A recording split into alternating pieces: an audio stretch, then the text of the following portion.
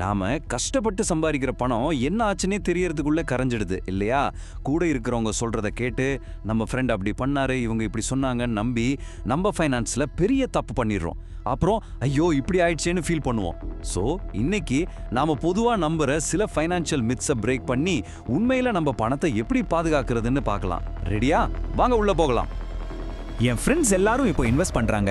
Market எப்போ ரொம்ப down ஆகுதோ அப்போ நான் ஸ்டார்ட் பண்றேன். நீங்க இப்படி யோசிச்சிருக்கீங்களா? நம்மள நிறைய பேர் யோசிச்சிருப்போம். நானும் கூட அப்படிதான் ஆரம்பத்தில் யோசிச்சேன். மார்க்கெட் கிராஷ் ஆகட்டும்னு காத்துக்கிட்டு இருந்தேன். கேட்கவே சூப்பரான பிளான் மாதிரி இருக்குல்ல? ஆனா உண்மையில இதனால ஒரு பெரிய ஆப்பர்ச்சுனிட்டியை நம்ம மிஸ் பண்றோம். அது என்னன்னு பார்ப்போம்.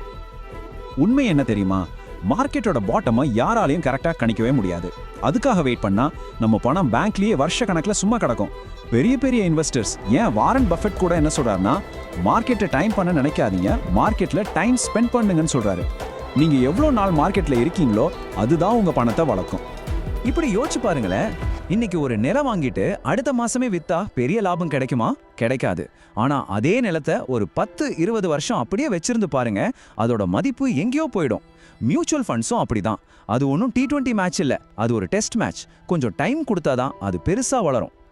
சரி, அடுத்த முக்கியமான விஷயத்துக்கு வருவோம். இந்த மாதிரி பிளான் பத்தி நீங்க கண்டிப்பா கேள்விப்பட்டிருப்பீங்க. சார், 5 வருஷம், வருஷத்துக்கு 1 லட்சம் கட்டுங்க, 20 வருஷம் கழிச்சு 20 லட்சம் வாங்கிக்கோங்க. வாவ், கேட்கவே எவ்வளவு சூப்பரா இருக்குல்ல? நம்ம பணம் 4 மடங்கு ஆகுது. ஆனா இந்த வாக்குறுதிக்கு பின்னாடி நம்ம பார்க்க மறந்த சில உண்மைகள் இருக்கு. அது என்னன்னு இப்ப பார்க்கலாம். இங்க பாக்குற மாதிரி மேலோட்டமா பாக்குறதுக்கும் உண்மைக்கும் பெரிய வித்தியாசம் இருக்கு. இது ஒரு சூப்பரான இன்வெஸ்ட்மெண்ட் மாதிரி தெரிஞ்சாலும் இதுல 2 பெரிய பிரச்சனைகள் ஒளிஞ்சிருக்கு. 1, உங்களுக்கு கிடைக்கிற இன்சூரன்ஸ் ரொம்ப ரொம்ப கம்மி. 2, உங்களுக்கே தெரியாம பிடிக்கப்படுற ஏகப்பட்ட மறைமுக கட்டணங்கள். வாங்க அதை என்னன்னு டீட்டெயிலா பார்க்கலாம். பிரச்சனை இதுதான். நீங்க கட்டுற 1 லட்சம் ரூபாய் பிரீமியமுக்கு உங்களுக்கு கிடைக்கிற லைஃப் கவர் வெறும் 10 லட்சம் ரூபாய் தான். ஏன் இவ்வளவு கம்மின்னு யோசிச்சிங்களா? ஏன்னா நீங்க கட்டுற பணத்துல ஒரு பெரிய பகுதி ஏஜென்ட் கமிஷன், நிர்வாக செலவுகள்னு பல வழியில போயிடும். அதனால இது ஒரு நல்ல இன்சூரன்ஸும் கிடையாது, ஒரு நல்ல இன்வெஸ்ட்மெண்ட்டும் கிடையாது. ஒரே ஒரு நிமிஷம் யோசிச்சு பாருங்க. எதிர்பாராத விதமா நமக்கு ஏதாவது ஆனா நம்ம குடும்பம் வெறும் 10 லட்சம் ரூபாயை வச்சு என்ன பண்ண முடியும்?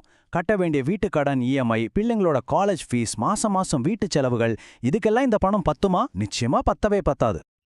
இந்த சார்ட் அந்த வித்தியாசத்தை பளிச்சுன்னு காட்டுது. பாருங்க, இந்த பிளான் கொடுக்கறது வெறும் 10 லட்சம் ரூபாய். ஆனா ஒரு குடும்பத்தோட உண்மையான நிதி பாதுகாப்புக்கு இன்னைக்கு இருக்கிற நிலைமைக்கு குறைஞ்சது 1 கோடி ரூபாயாவது தேவை. எவ்வளோ பெரிய கேப் பாத்தீங்களா? 2வது பெரிய பிரச்சனை இந்த மறைமுக கட்டணங்கள். நீங்க கட்டுற பணத்திலிருந்து மார்டாலிட்டி சார்ஜ், ஃபண்ட் மேனேஜ்மெண்ட் சார்ஜ்னு பல பேர்ல உங்க பணத்தை எடுத்துப்பாங்க. இந்த சார்ஜஸ் எல்லாம் போக மிச்சம் இருக்கிற ஒரு சின்ன தொகை தான் இன்வெஸ்ட்மெண்ட்டுக்கே போகும். இதனால உங்க பணம் நீங்க நினைக்கிற வேகத்துல வளரவே வளராது. இப்போ இந்த 2ஐயும் ஒப்பிட்டு பாருங்க, உங்களுக்கே உண்மை புரியும். 1 லட்சம் கட்டி 10 லட்சம் கவர் வாங்குறத விட வருஷத்துக்கு வெறும் 15,000 ரூபாய் பிரீமியம் கட்டி 50 லட்சத்துக்கு ஒரு பியூர் டேர்ம் இன்சூரன்ஸ் எடுக்க முடியும். மிச்சம் இருக்கிற பணத்தை ஒரு நல்ல மியூச்சுவல் ஃபண்ட்ல முதலீடு செஞ்சா இதை விட பல மடங்கு அதிக லாபம் கிடைக்கும். இப்போ சொல்லுங்க, எது புத்திசாலித்தனமான முடிவு? இதுவரைக்கும் நாம தப்பான இன்வெஸ்ட்மெண்ட்ஸ் பத்தி பார்த்தோம். ஆனா இதை விட ஒரு பெரிய ஆபத்து இருக்கு. ஒரே ஒரு நிகழ்வு நம்மளோட வருஷ கணக்கா போட்ட மொத்த நிதி திட்டத்தையும் தலைகீழா புரட்டி போட்டுடும். அது என்னன்னு கொஞ்சம் யோசிச்சு பாருங்களேன். இதுதான் இந்த முக்கியமான விதி. இதை நல்லா ஞாபகம் வச்சுக்கோங்க. நீங்க எந்த ஒரு இன்வெஸ்ட்மெண்ட்டை ஆரம்பிக்கிறதுக்கு முன்னாடியும் உங்க முதல் முன்னுரிமை ஒரு நல்ல ஹெல்த் இன்சூரன்ஸா இருக்கணும். திரும்பவும் சொல்றேன், உங்க நிதி பயணத்தோட முதல் படி ஒரு நல்ல ஹெல்த் இன்சூரன்ஸ் பாலிசி தான். ஏன் ஹெல்த் இன்சூரன்ஸ் அவ்வளவு முக்கியம்? இந்த நம்பரை பாருங்க, 15 லட்சம் ரூபாய். இன்னைக்கு ஒரு பெரிய மருத்துவமனையில ஒரு சீரியஸான சிகிச்சைக்காகிற சராசரி செலவு இது. பணவீக்கத்தால இந்த செலவு வருஷம் அதிகமாகிட்டே தான் போகும். இந்த ஒரே ஒரு செலவு நீங்க வருஷக்கணக்கா சேர்த்த சேமிப்ப ஒரே நாள்ல கரைச்சிடும். நாம புரிஞ்சுக்க வேண்டிய ஒரு கசப்பான உண்மை இதுதான்.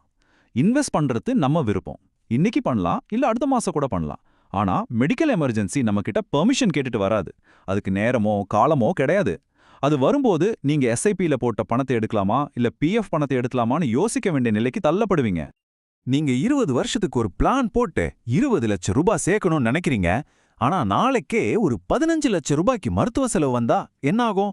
உங்க 20 வருஷ கனவும் ஒரே ஒரு பில்லுல நொறுங்கி போயிடும். உங்க சேமிப்பு மொத்தமும் அந்த ஆஸ்பத்திரிக்கு போயிடும். அப்போ சரியான வழி என்ன? ரொம்ப சிம்பிள். இந்த 3 ஸ்டெப்ஸை கரெக்டா ஃபாலோ பண்ணுங்க. ஸ்டெப் 1, ஒரு நல்ல ஹெல்த் இன்சூரன்ஸ் எடுத்து திடீர் மருத்துவ செலவுகள்ல இருந்து உங்க சேமிப்பை காப்பாத்துங்க.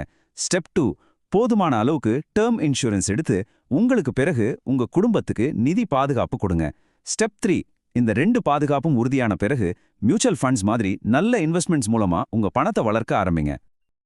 கடைசியா இந்த ஒரு விஷயத்த மனசுல வச்சுக்கோங்க. இன்சூரன்ஸுங்கிறது உங்க நிகழ்காலத்துக்கான ஒரு கவசம். இன்வெஸ்ட்மெண்ட்டுங்கிறது உங்க எதிர்காலத்துக்கான ஒரு கருவி. கவசம் இல்லாம போர்க்களத்துக்கு போனா என்ன ஆகும்? அதேதான் இங்கேயும். நிகழ்காலம் பாதுகாப்பா இருந்தாதான் எதிர்காலத்தை நிம்மதியா உருவாக்க முடியும். அதனால இன்னிக்கே உங்க நிதி திட்டத்தை ஒரு முறை சரி பாருங்க. உங்க பாதுகாப்பு சரியா இருக்கான்னு உறுதி செஞ்சுக்கோங்க.